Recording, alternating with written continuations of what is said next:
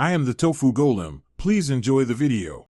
You start by importing all camera and external audio into the same bin. This saves time and avoids confusion.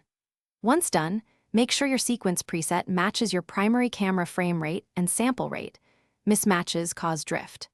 Select corresponding video and audio clips, then choose Merge Clips or create a multi-camera source sequence using Audio Waveform Sync. This aligns waveform peaks automatically. You do this now to create a single clip with the best audio take. It preserves timecode when available for future trimming. Now refine the alignment. If you used Merge Clips, check the merged file and confirm the audio channel mapping.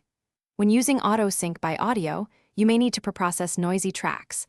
Apply a quick denoise and a low-cut EQ so peaks are clear before syncing.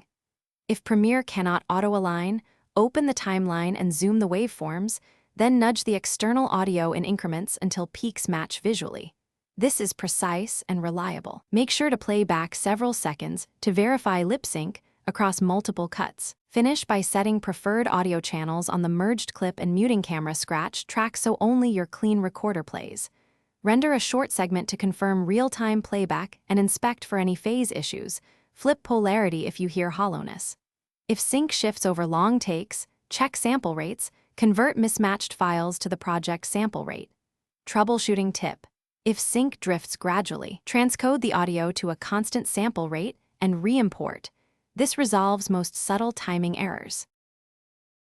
Thanks for watching. Consider subscribing if we helped you today.